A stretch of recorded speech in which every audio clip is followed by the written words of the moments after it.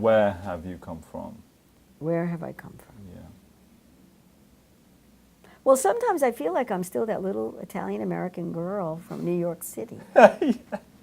Yeah. Yeah. Sometimes I think that. I feel that, Yeah. You know, Dude. that little short. I was always the shortest person in my class. I think that's why I kind of eventually, decided to, I actually decided at one point to take up more space. I was very shy. Right. As a child. People are very surprised about that. So what's happened? What has happened? At some point, I decided to take up more space, and I couldn't grow taller.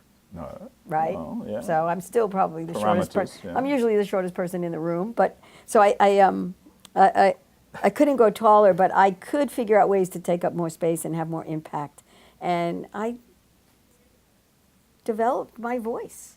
During the 70s, I became very familiar with, learned a lot about feminism, and it really resonated for me. Yeah. The power of women, and the lack of power that women had, and the lack of equality. Prior to that, I was very much schooled in civil rights movement. Grew up in that. Grew up through that time. Yeah. It was a very, very energetic, very spirited, very kind of breaking down barriers, period. Those were my formative years as a young person. So I was impacted by all of those things, those ideas. I bought into the, I don't know if it's a myth, but the myth and the vision of America and the world of being a place where people can become all that they can be. Yeah. Yeah. And the issues of equality and the issues of oppression and racism and sexism, I'm from that generation where those words really started to resonate. When I was younger, as a child, I was always interested a little bit in like Buddhism. And I was raised Catholic. Oh. But I always had this interest about Buddhism. It was kind of there. And then my earliest years, toddler, I thought everybody was Italian. We lived in this very kind of little Italian neighborhood. Yeah. Right?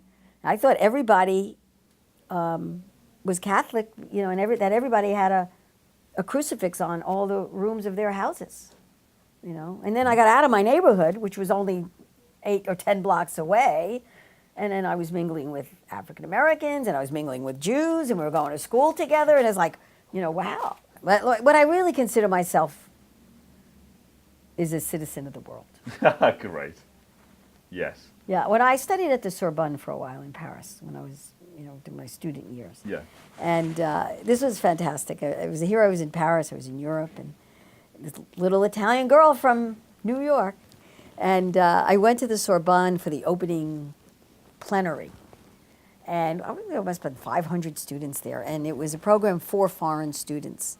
So we're sitting in this old, amphitheater in the middle of Paris at the Sorbonne, and this gentleman walks in with this long robe, and he has this hat, like, ancient, I had never seen anything like that, And he says, "Bienvenue, citoyens du monde." Welcome, citizens of the world. And I thought, he's talking to me. I felt like a home. It was like, that idea was home to me. And I've been fortunate to be able to, I've traveled a lot of different opportunities that I've taken advantage of, and I've lived abroad, and I lived in Paris, and I lived in Vietnam, and now I'm an Angelino living in Los Angeles, which is a huge international city. It's a world city. Yeah. So I am, yes, I'm a New Yorker, I'm an Angelino, and I'm a citizen of the world. The world.